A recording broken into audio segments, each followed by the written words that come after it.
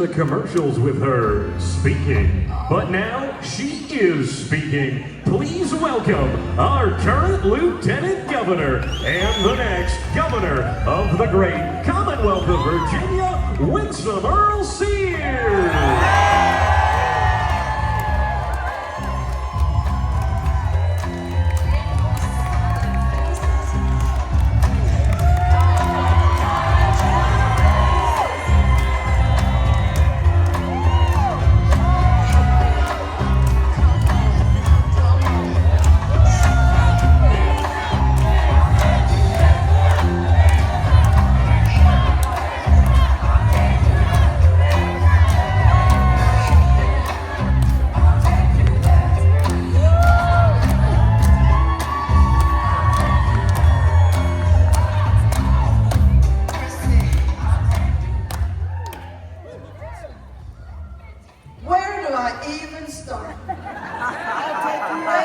I'll take you there. That's right, Governor. Thank you very much. Folks, we've got an election in 2 days and a wake up. Are you ready?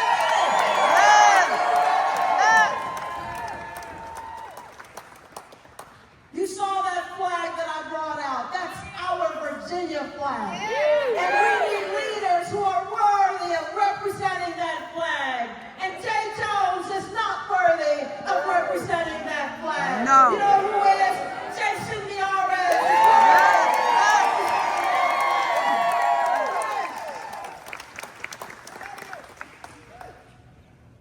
We've got to win this November. We haven't come this far to only go this far. And we've got to make sure we get our Lieutenant Governor nominee, John Reed, in. Of representing that flag. That flag was a hard-won flag. People lost their lives in defense of our great America. And that's why that flag represents what Ben Franklin said. Either we hang together or we will certainly hang separately. And we are not going back to the former practices before you hired us. Folks, forward is the only way I know. Forward! There's only darkness back there, and Abigail Spanberger represents the darkness. We've had enough of that. That's right. When my opponent says that when it comes to her candidate for Attorney General saying that 2 bullets to the head for his political opponent and that the wife of his political opponent was breeding quote-unquote fascists and that they needed to die too, the 2 children, and all she says is, well, she is disgusted, and then she is unhappy. Unhappy, Abigail? Wait a minute. Unhappy, Abigail? About murder? How about you get a backbone and tell him he needed to get out of the race?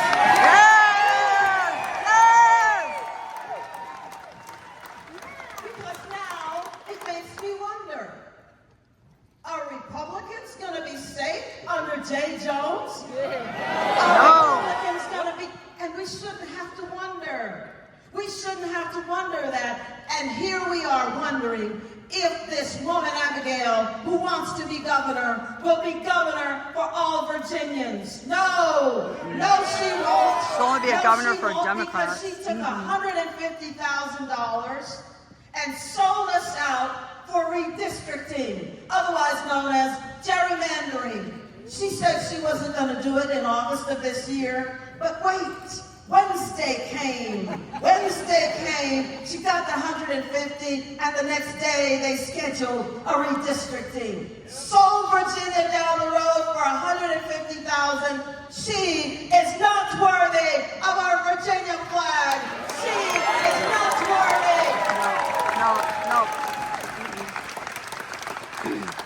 she's not.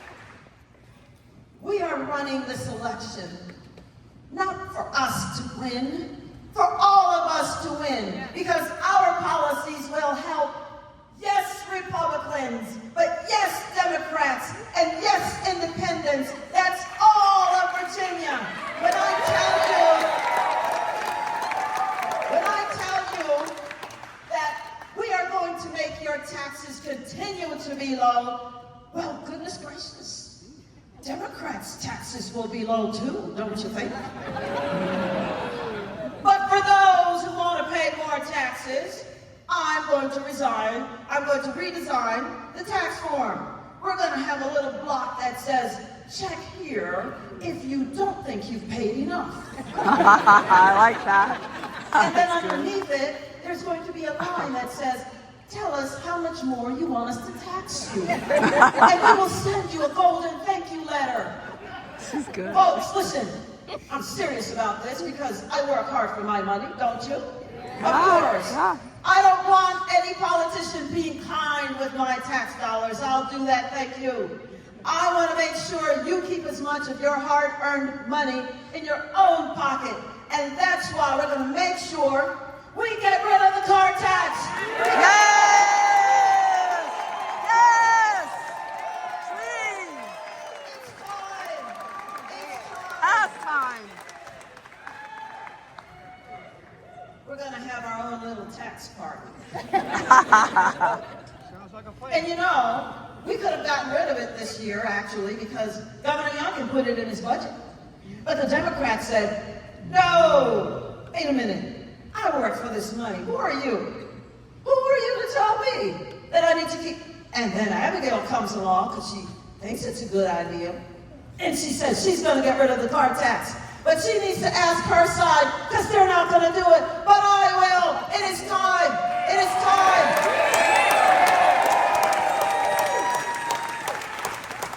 You know, this is not hard. This is not hard at all.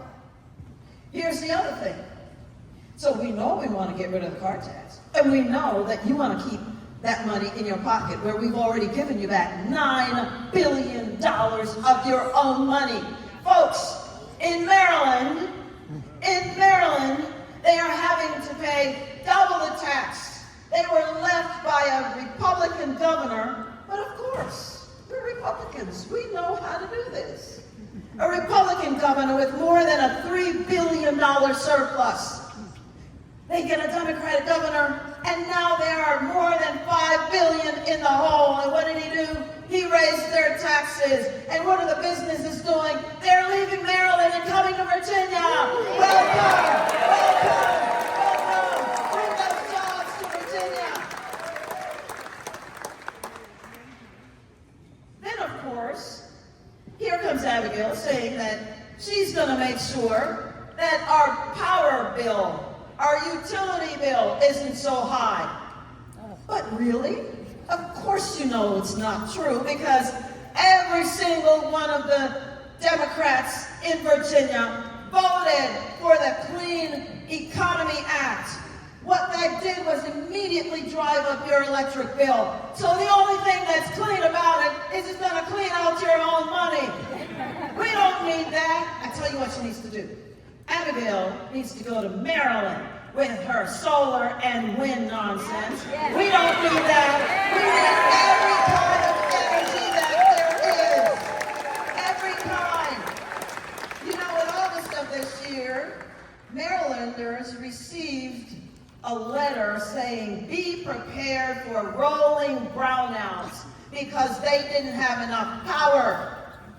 So why would we want that, Abigail?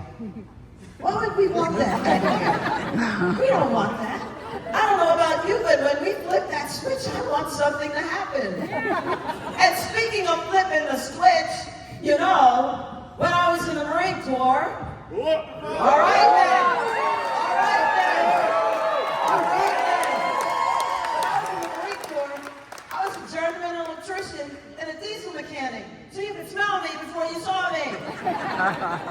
So I think I am still the only lieutenant governor who can put on a pair of spikes and climb up those telephone poles.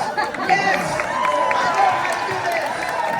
Which also means I'm the only blue-collar worker worker in this election. So, yes. So when I tell you that we need the trades, we need plumbers and electricians and carpenters and, you know, those plumbers, they make a lot of money. Those are jobs that we're creating. You know, somebody once said to me, you know, Winsome, you can go to college and earn your BA and your MA and your PhD, but after a while, you're gonna have to get that JOB. And sometimes, when you need a plumber, you need a plumber. And this is serious because that's how we're creating jobs. We're telling businesses, come to Virginia. We will help to train your workforce. We know how to do this. We have sites ready for you. We've already dug up the earth. We know whether that ant is endangered or not. That's the kind of stuff I'm talking about. But this is real. This is real. What we have done in Virginia, we've created so many jobs. You probably heard the governor talk about it. 265,000 people working that weren't working when we came in. That's what we do.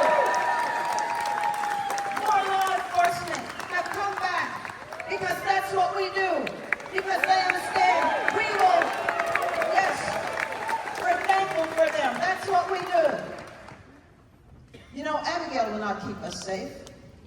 No. How many of you have front doors? Well, the border is our front door. And do you know what we know about that? She voted to keep the borders open.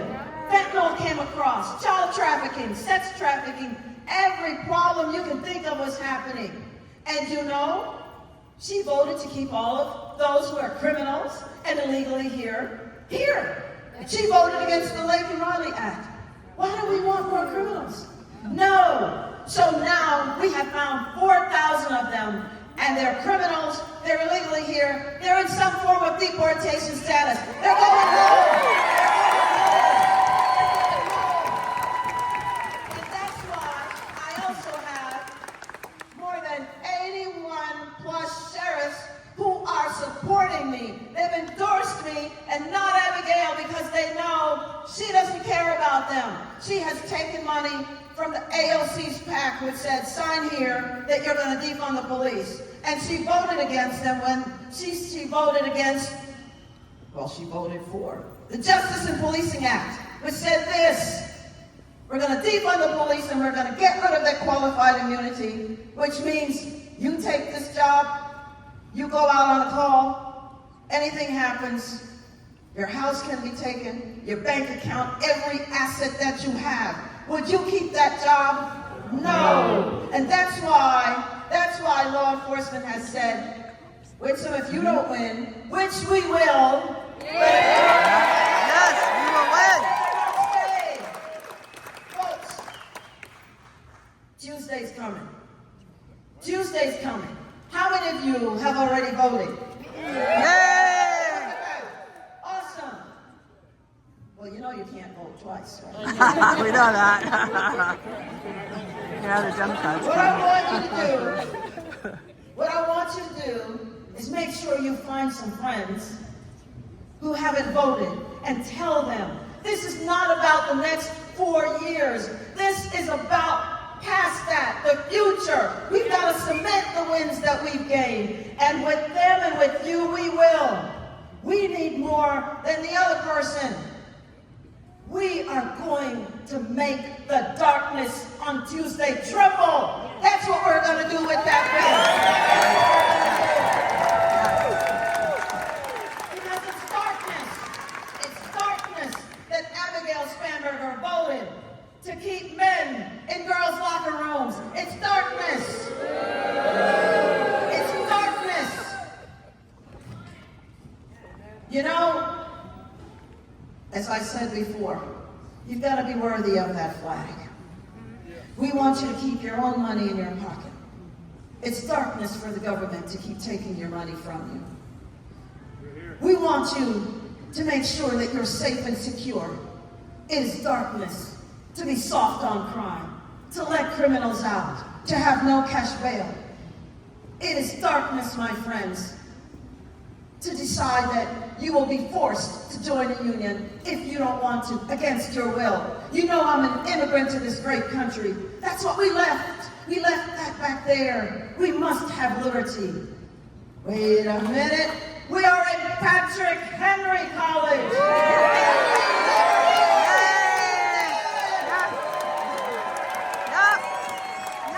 I told you, this is worth fighting for.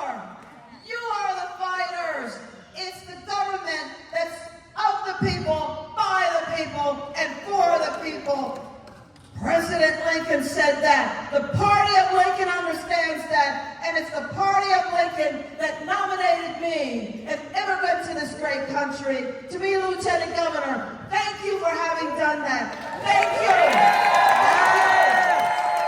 Thank you.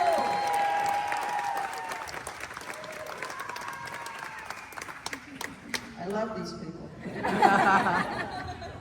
We love you.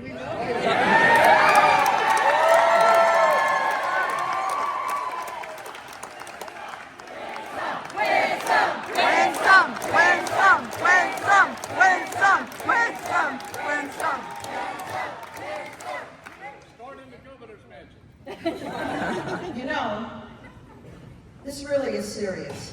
When I look around and I see all of you and I think there are so many countries that we can't do this. We can't do this, and Jason will tell you that his mom, being from Cuba, couldn't do this. And in so many countries, there was a time in the country that I was born in, we couldn't do it either. Not this and then go home and go to sleep. No, because you wondered who would be coming. And so we must never lose this. There are politicians, and I'm finishing up, there are politicians who keep fighting the Civil War. And they like us to be against each other because then they ride in on their horse and they're going to save us. But we don't need saving. No, we need them to get out of our way so that we can do what we need to do. And that is live and work and raise a family. We need these politicians to stop turning us against each other. We don't need that. We want our children to grow up together, to love each other. We don't need that kind of politics anymore. We've seen enough violence. We've seen enough of that nonsense. My opponent, she's for nonsense. And I'm for common sense. Common sense that works. Safety, more jobs. Folks, we need these politicians to let the wounds of the past heal. But they keep picking at the scab and picking at the scab. And yet here I am, second in command in the great Virginia, second in command in what was then the former capital of the Confederacy,